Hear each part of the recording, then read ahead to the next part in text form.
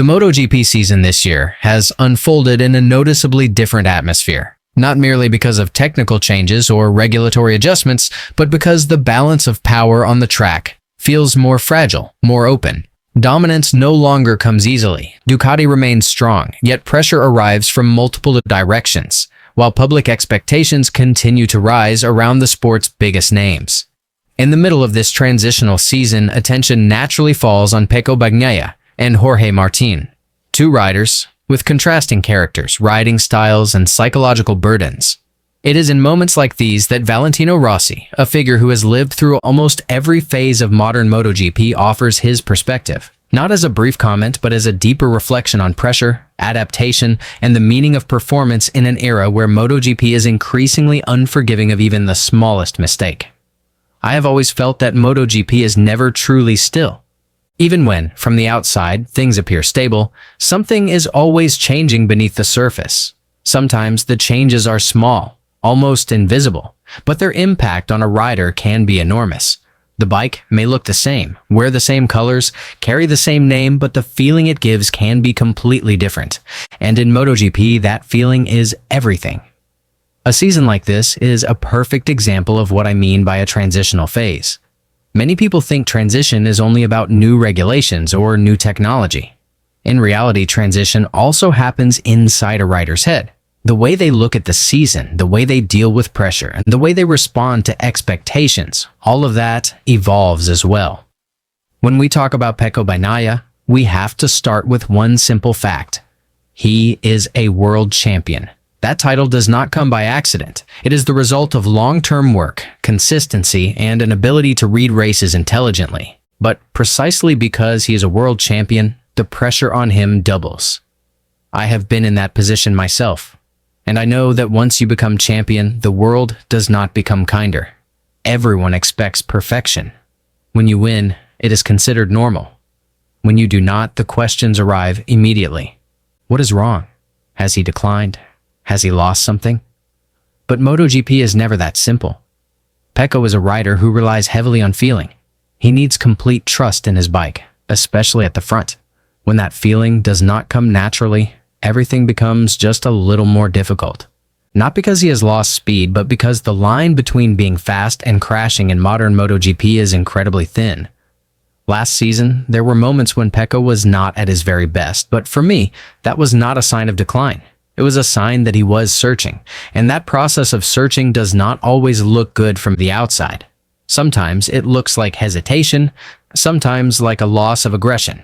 In reality, inside the helmet, the rider is performing extremely complex calculations. People often forget that riders are not only fighting their rivals on track, but also themselves. When you know you can be faster, but the bike does not give you the right signals, you are in a very difficult situation. If you push, you crash. If you play it too safe, you lose. That is where the maturity of a champion is truly tested. Pecco is a very intelligent rider. He does not race only with instinct, but also with his head. Sometimes, that is exactly why he appears less explosive than others. He chooses his moments. He waits. And in an era of MotoGP that is brutally competitive, waiting even slightly can make you look as though you are falling behind. This is where the comparison with Jorge Martin becomes interesting. Martin is almost the opposite. He is aggressive, direct, and extremely confident in his one-lap speed. When everything goes according to plan, he can look like the fastest rider on the grid. But that aggression also brings its own challenges, especially in an unstable season. I have always seen Martin as a rider still in the process of maturing. Not in terms of speed, he clearly has that, but in terms of managing an entire season. MotoGP is not a long sprint, it is a marathon filled with traps. In a transitional season, a rider like Martin must learn when to attack and when to accept a result. That is not easy, especially when you know you're faster than most of your rivals. Ego, confidence, and ambition all blend together. I have been in that position too. When you feel completely at one with the bike, you want to attack all the time. But experience teaches you that not every race needs to be won in order to win a championship. What many spectators do not realize is just how small the margins of error are in today's MotoGP. 1 or 2 tenths of a second can be the difference between the front row and the third row. And when you start slightly further back, the entire dynamic of the race changes. This season, we have seen many fast riders look ordinary in certain rounds. But that is not because they have suddenly lost talent. It is because the overall level of the grid has risen. Every manufacturer has competitive riders. Every satellite team can disrupt the factory teams. In that context, the performances of Pecco and Martin need to be read with patience. I do not like judging a rider based on one part of a season. MotoGP is full of phases. There are phases where you feel unbeatable and phases where everything feels heavy. What matters is how you move through the difficult phase. Pecco, in my view, is currently in a phase of rereading himself. As a world champion, he is no longer racing to prove that he belongs. He is racing to defend something. And defending is always harder than chasing. Martin, on the other hand, is racing under a different kind of pressure. He is racing to prove that he deserves to be at the very top, that he is not just a qualifying specialist, but a genuine championship contender. That pressure can be fuel, but it can also become a burden. What I want from both of them is not only victories, but the best version of themselves. When Pecco fully regains his trust in the bike, you will see very controlled, intelligent racing.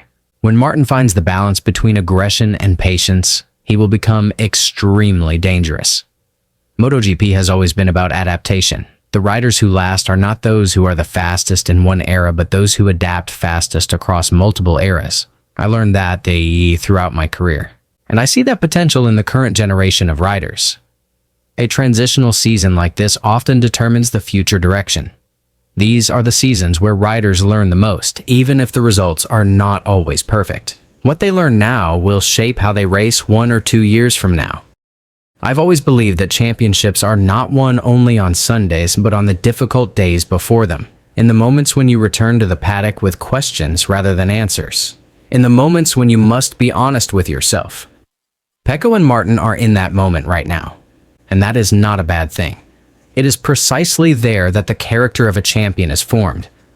MotoGP will continue to change. Technology will evolve, regulations will shift, and new generations will arrive. But pressure, doubt, and difficult decisions will always be part of this sport. And how riders deal with those elements will always be more interesting than the final result alone. As someone who has lived through many seasons, many victories, and many defeats, I have always valued the process more than a single outcome. Because in the end, it is not the rider who wins the most in one season who endures, but the one who can maintain their level over the long term. And in that sense, I remain optimistic about Pecco Bagnaia and Jorge Martin. They are still in the middle of their journey. This season may not be perfect, but often it is precisely seasons like this that determine who is truly ready when the biggest opportunity arrives. MotoGP becomes far more compelling when we look beyond results and understand the stories behind them. Stories of pressure, adaptation, and small decisions that change everything. If you want to keep following in-depth analysis like this, reading MotoGP not just in terms of who wins and who loses, but why it happens, make sure you stay with this channel. Share your thoughts in the comments. Will Pecco return to dominance, or is Martin ready to usher in a new Ducati era?